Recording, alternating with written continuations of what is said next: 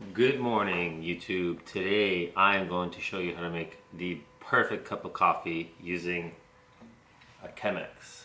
So let's get started. By the way, if you haven't joined my channel before, my name is Noor Gaith. I make videos on nutrition and fitness, and I'm also very passionate about coffee. I live in San Francisco, California. Time is now about noontime, and we're going to be making coffee today with Philz Coffee. It's like a local coffee chain that's expanded into parts of like LA, Chicago, other areas. Okay, so you're gonna need a Chemex. You can buy this from Chemex.com. You can get it on Amazon.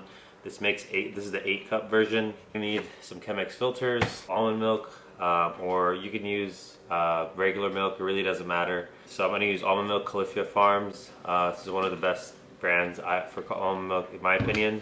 A scale. So I use this Taylor scale. I got it from Costco. Foamer of some sort. You can use either, but this is an electric foamer. You don't need it per se. You can have a manual one too. I got this from Amazon.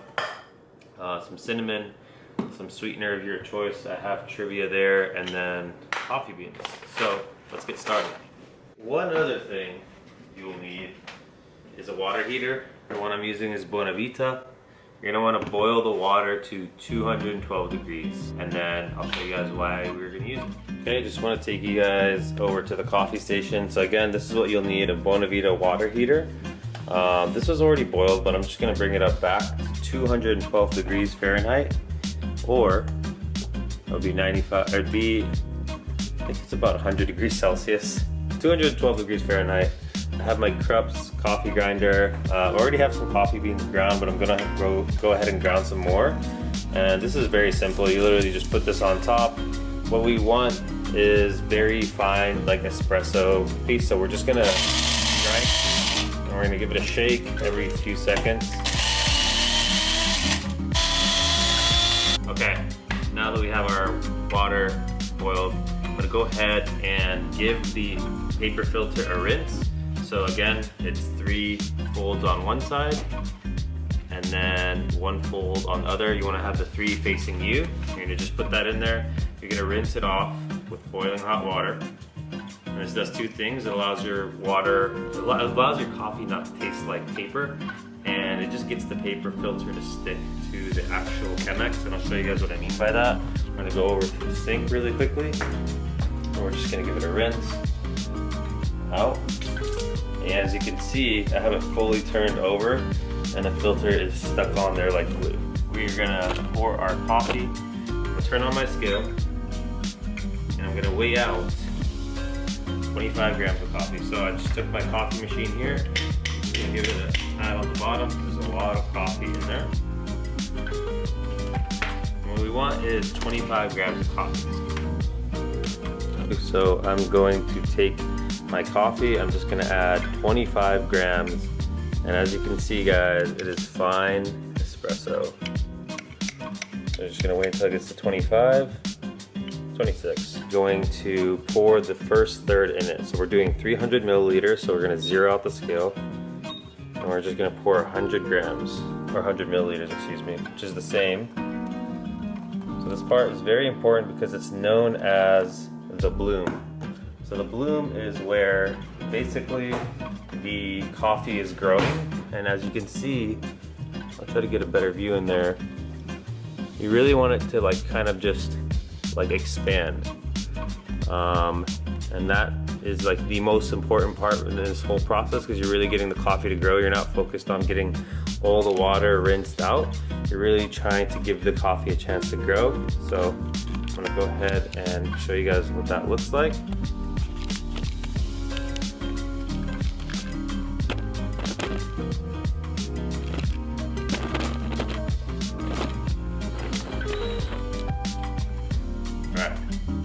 Now we have our coffee here. By the way, I'm using a rubber spatula. It's like the best thing to scrape all the coffee out of the filter. So we're gonna go ahead and finish the 300 milliliter pour. 70, 300 milliliters. All right, now the coffee is actually going to expand, and that's really what we want. So we have 300 milliliters exactly, and really we're just stirring the coffee And now we're getting some power juice, whatever you like to call it, your morning Joe. This is, again, like people will call it like very hipster way of making coffee or whatever, but in my opinion, it's the best way to make coffee because you're really grinding the bean to its core and you're extracting all the caffeine and the best part of the coffee. So what I'm using is it's called Silken Haze. It's a blend of like dark chocolate and hazelnut. It smells great, honestly, and it's just like a real experience in making coffee. So, alrighty, coffee's almost done. At this portion of the coffee making process, actually what you're left with is just like a little bit of coffee. So what we're gonna do, we're gonna go ahead and take our spatula, and you're gonna take the coffee filter up like this. It's gonna look like kind of like a strawberry. You're gonna close it, and there's still a little like liquid left in there, and you want to just make sure that you get a nice close. Wrap it, and drip the rest of the coffee out there. It needs a little nudge at the like last portion, and this is really important too, just because again, there's like a lot of really good coffee bean in here. I know it sounds weird, but I'm gonna get the rest of that out. And that's that. Now it's time for the pour. So I'm using, doesn't matter what cup you use. This is a cup from my hometown, Hebron, Palestine, also known as Khalil. This is like a handmade ceramic glass. I really like making coffee out of it. So I'm going to go ahead and just take the coffee. We're going to give it a nice swirl. Just get all the beans and liquid mixed up. We're just going to give it a pour.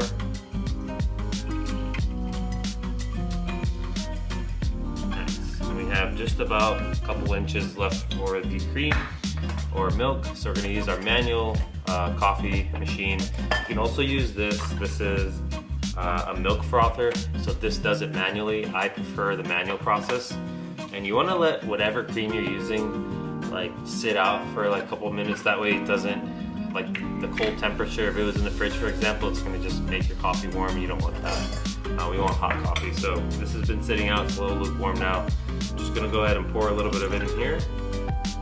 And this milk, almond milk is notorious for not frothing well, but this one in particular froths really well. And if you're health conscious, calorie conscious, this one's great.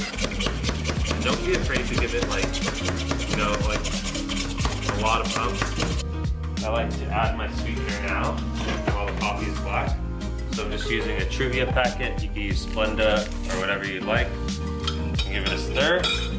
What you're left with is a nice cream. And you're just gonna pour that over. Give it a nice stir. And then I like to end it off with cinnamon. This is like a Palestinian thing, like adding cinnamon inside your coffee. Like I know people put it inside the filters, but like my dad just grew up putting cinnamon directly in his coffee, and I like, just kind of always have done it. And this is what we're left with, guys.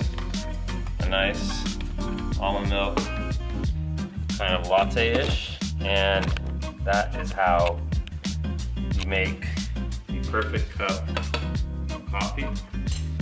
And the taste, let's see, amazing. It's good stuff. Again, if it does, for whatever reason, feel lukewarm, you can always throw it in the microwave for 30 seconds. The really important thing is to have the water boiling, put it in the coffee as soon as possible, and you know, try to keep your almond milk out or whatever cream out for a longer time. This is still pretty hot. The nice thing about this is it makes the coffee really smooth. There's no like kick or like tartness to it. So hope you guys enjoyed the video. Go ahead and give it a thumbs up and share if you liked it. Thanks so much for watching. Have a good day, guys.